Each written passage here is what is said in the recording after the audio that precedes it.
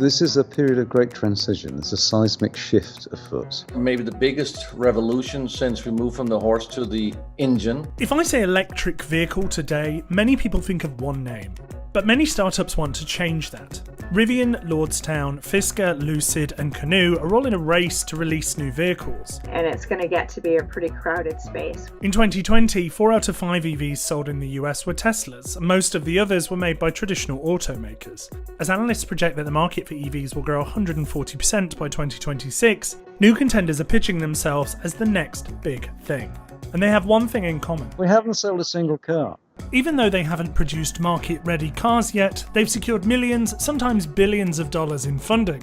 But their strategies are very different, and car analysts say not all of them will survive. There's probably a little too many EV startups right now. There's a whole bunch of other wannabes out there that exist because of Tesla who have no concept that this is a technology race. So how are these companies trying to win the great EV race? 안녕하세요. 제이디드 월드입니다. 자, 전기차 같은 경우에는 보이시는 세 가지 요소가 가장 중요하다라고 말씀을 드릴 수가 있겠습니다. 주행거리, 충전 속도 같은 경우에는 배터리 기술력, 하드웨어적인 부분이라고 말씀을 드릴 수가 있고, 자율주행 부분은 소프트웨어 기술이라고 말씀을 드릴 수가 있다라는 것입니다. 자, 여러분들 주행거리, 충전 속도 이 부분을 해결하지 못한다면 결국에는 전기차 회사들은 기존 내연기관차를 집어삼키기가 굉장히 힘들다라는 것입니다. 현재 대부분의 전기차 회사들, 특히나 추운 지방에서 겨울인 곳에서 정말로 고속도로에서 한 2시간 달리면 배터리 그냥 날아가는 것입니다. 그만큼 배터리 매니지먼트 시스템, 배터리 효율성, 배터리 열 온도 관리 이러한 기술력이 굉장히 중요하다라는 것입니다. 그리고 충전 속도, 사람들은 기다리는 거 절대로 좋아하지 않습니다. 전기차 충전 속도도 내연기관차 디젤 가솔린 충전하는 속도만큼 나와야지 내연기관차는 비로소 100% 역사 속으로 사라지게 된다라는 것입니다. 자, 그래서 이 두 가지 요소 같은 경우에는 결국에는 배터리 기술력을 바탕으로 발전을 할 것이면서 여기서 이제 한 단계 더 업그레이드가 된다면 에너지 사업 쪽으로 넘어가게 될 것입니다. 자, 그리고 마지막으로 자율주행 같은 경우에는 제조사가 책임을 지는 궁극의 5단계 자율주행, 굉장히 시간이 오래 걸릴 것 같다라는 것입니다. 설사 기술적으로 아무런 문제가 없는 그러한 기술력을 가진 회사가 나오더라도 규제 부분도 있을 것이고 사람들의 인식 부분도 있을 것이고 기술적인 부분도 달성을 해야 되지만 규제, 법 이런 것들도 이제 해결을 해야 될 것이고 사람들의 인식 역시나 굉장히 이거 헤쳐나갈 길이 굉장히 멀다라는 것입니다. 그러므로 현실적으로 봤을 때 자율주행 부분에서 돈을 굉장히 많이 뽑을 수 있는 부분은 ADAS, 운전자 보조 시스템. 하지만 어떤 회사가 운전자 보조 시스템을 굉장히 질 높은 ADAS 시스템을 고객들한테 선보이느냐가 핵심 포인트가 아니겠냐라는 것입니다. 지금 수많은 이제 회사들이 전기차 사업에 뛰어들고 있고 수많은 IT 기업들, 수많은 이제 전기차 자동차 기업들, 많은 기업들이 지금 ADAS 이 부분에서 지금 목숨을 걸고 돈을 퍼붓고 있다라는 것입니다. 결국 전기차 시장, 주행거리와 충전 속도와 아주 훌륭한 수준의 운전자 보조 시스템이 완성이 되는 날이 온다면 비로소 전기차로의 완전한 그런 혁신이 이루어지지 않을까 싶다라는 것입니다. Investors have collectively pumped over $10 billion into these companies, with Rivian receiving the most, some $8.2 billion of investment coming from Ford, Amazon and BlackRock. We asked to speak to Rivian's CEO, but the company said they wanted to wait until they'd started production. Lucid is second, with some $7.4 billion. We're now in a very secure financial position. and it's up to management not to screw this up. That's Peter Rawlinson, Lucid's CEO. The company recently received more than $2 billion through Saudi Arabia's Public Investment Fund and also received $4.6 billion through a merger with a Special Purpose Acquisition Company, or SPAC. SPACs are essentially empty shell companies set up with the sole purpose of raising money to merge with another business and then take that business public. Fisker, too, has seen some $1 billion injected into the company through its SPAC merger with Apollo Global Management. Lordstown and Canoe have both received less funding, under $1 billion each. But those investors are betting on vehicles targeted at very different customers, ones that aren't necessarily going to compete against each other. Lucid is trying to capture the top end of the market with its high-end luxury $169,000 Lucid Air Dream Edition. Its CEO knows a thing or two about sedans. I led the design of engineering of Model S. Tesla's premium, it's not true luxury. We see a huge space in the luxury EV space. But at the other end of the market is Fisker. They're making an SUV called the Ocean, which will sell for between $35,000 and $70,000. Lordstown, Canoe and Rivian are also targeting the utility vehicle segment by developing pickup trucks and this microbus. 자, 우선 누가 뭐래 해도 전기차 시대를 연 회사는 테슬라입니다. 그리고 퍼스트 무버답게 테슬라의 생산 캐파는 계속해서 성장하는 모습을 보여주고 있다라는 것입니다. 자, 그리고 미국의 전통 내연 기관차로 유명한 GM에서는 허머라는 이제 전기차 SUV를 야심차게 준비를 하고 있습니다. 그렇지만 안타깝게도 기존의 내연 기관차들 성능이 좋은 전기차를 만드는데 굉장히 힘들어하는 모습을 보이고 있다라는 것이 아니겠냐라는 것입니까? 자, 그리고 이제 최근에 웨이모의 CEO가 이제 자리에서 물러나고 또 다른 이제 두 명의 공동 CEO가 이제 바뀌는 모습을 보이고 있습니다. 아무래도 이제 많은 자율주행 연구하는 기업들이 로보택시가 곧 온다, 이제 곧 온다라고 하지만 이것은 생각보다 시간이 많이 걸리는 작업이고 결국에는 매출을 극대화시킬 수 있는 부분인 ADAS 부분에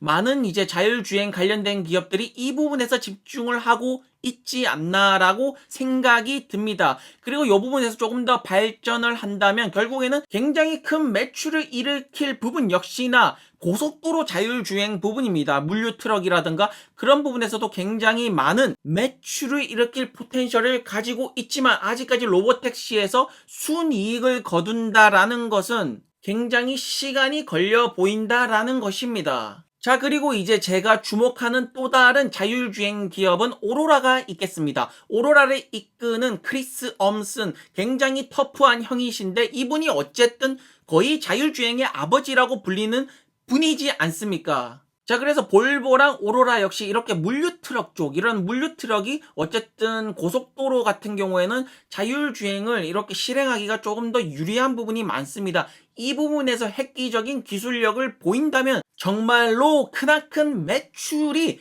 발생이 하지 않을까 싶다라는 것입니다. 자, 그리고 또 다른 주목할 이제 IT 기업을 보신다면 역시나 아마존이 있다라는 것입니다. 아마존의 알렉사 같은 경우에는 유명해서 다들 아실 테고 일단 전기차 부분에서는 아마존이 리비안에 투자를 했습니다. 그리고 이제 전기 밴 역시 리비안에다가 주문을 지금 때려놨습니다.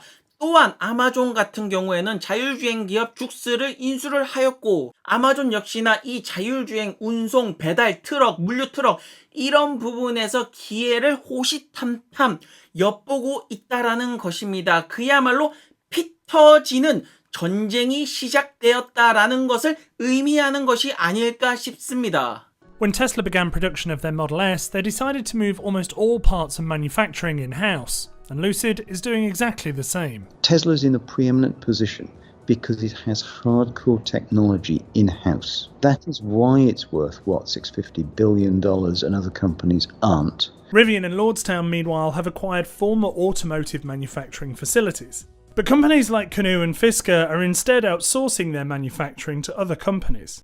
자, 그래서 오늘 제가 말씀을 드리고 싶은 전기차 도전자 5인방 리비안, 루시드, 피스커, 로즈타운, 카느를 보시면 알겠지만 일단 리비안이랑 루시드 같은 경우에는 펀딩이 충분히 들어와 있습니다.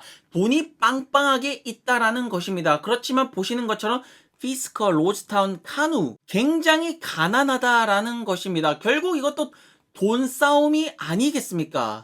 어쨌든 리비안과 루시드는 좋은 기술력을 바탕으로 빵빵한 현금까지 함께 있으니까 그야말로 날아갈 준비가 되어 있는 기업들이 아닐까 싶다라는 것입니다. 그리고 정말로 안타까운 게 카누 같은 경우에는 기술력을 가지고 있는 회사입니다. 기술력이 좋으니까 애플에서 인수를 하려고 하지 않았겠습니까? 하지만 이렇게 기술력이 좋더라도 결국에는 돈이 없으니까 이렇게 후달리기 시작하는 것입니다. 하지만 카누 분명히 기술력이 있는 회사라는 것입니다. 자, 전기 픽업 트럭의 다크호스 리비안 같은 경우에는 이처럼 이제 충전소 사업도 이렇게 확장을 시키고 있다라는 것입니다. 제 생각에는 리비안이 아직까지는 시장 밖으로 모습을 완전히 드러내지는 않았습니다. 하지만 IPO를 이제 준비한다라고 말하는데 IPO를 하고 본격적으로 언론에 나오기 시작하면서부터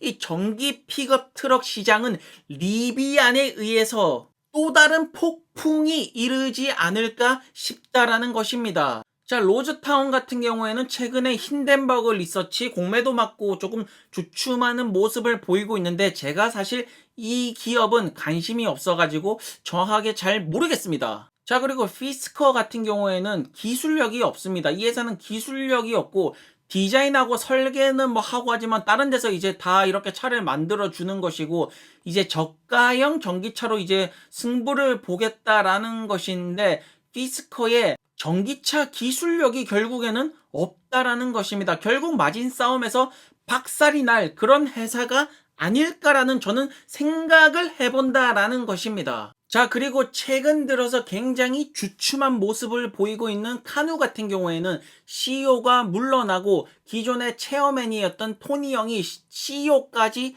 들어가는 그런 모습을 보이고 있습니다. 자, 여기 보이시는 토니 형이 이제 카누의 대장이 되는 것입니다. 카누 같은 경우에는 이제 100개 정도의 특허를 가지고 있는 기술력이 없는 회사가 아닙니다. 다만 이제 자금력이 모자라고 생산 부분에서 투자자들에게 확신을 못 주고 있기 때문에 지금 주가가 빌빌거리지만 역시나 지금 시총이 굉장히 낮기 때문에 카누의 기술력에 비해서 시총이 굉장히 낮다라는 것이 매력이 아닐까 싶습니다. 자, 카누 이제 트위터에서 보면 우리의 이제 생산 위치, 이제 미국에서 생산 이제 로케이션을 곧 공개를 한다라고 말하는데 어쨌든 지금 라이프스타일 비클 같은 경우에는 내년에 나와야 되기 때문에 파트너로 갈 것인데 어쨌든 토니 형이 마이크로 팩토리를 계속해서 언급을 하고 있습니다. 어쨌든 빠른 시일 내에 카누가 이제 생산 부분에서 이게 파트너가 되었던 아니면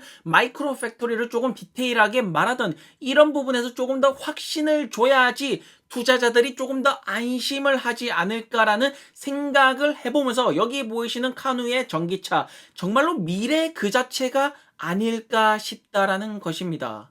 자, 그리고 CCIV 같은 경우에는 여전히 공매도 세력들의 달콤한 먹잇감으로 보여지고 있습니다. 여전히 수많은 공매도 세력들이 CCIV를 호시탐탐 노리면서 두들길 준비를 하고 있습니다. 이렇게 매력적인 기술력을 가졌지만 아직까지 매출이 안 나오는 회사 같은 경우에는 굉장히 공매도 세력들의 좋은 먹잇감이 되곤 합니다. 참고로 아마존이랑 테슬라 같은 경우에도 공매도 세력들한테 굉장히 오랜 시간 동안 두들겨 맞았습니다. 왜 순이익이 안 나느냐, 왜 이렇게 매출이 안 나오냐 하면서 굉장히 두들겨 맞다가 그만 때려 하면서 아마존이랑 테슬라가 다 일어나면서 공매도 세력들 다 두들겨 패고 지금의 아마존, 지금의 테슬라가 만들어진 것이 아닐까 싶습니다. 그만큼 모든 성장주들은 시련이라는 것이 있다라는 것입니다. 자, 어쨌든 테슬라가 전기차 시대에 문을 열었고 이제 그 뒤를 따라서 루시드, 리비안, 카누, 로즈타운, 피스커 같은 도전자들이 나오고 있습니다. 미래는 정확하게 알 수가 없지만 저는 이렇게 말씀드릴 수가 있다라는 것입니다. 본격적인 전기차 전쟁은 이제 막 시작이다. 전기차 전쟁, 전기차라는 신세력과 기존 레거시 내연기관 전통차의 싸움, 본격적인 전기차 싸움의 승자는 누가 될 것입니까? 누군지는 알 수가 없지만 제가 확실하게 말씀을 드릴 수가 있는 것은 결국에는 기술력을 가진 회사가 최후의 승자로 살아남을 것이며 기술력이 없는 회사들은 역사 속으로 사라진다라는 것이 당연한 결과가 아닐까 싶다라는 것입니다.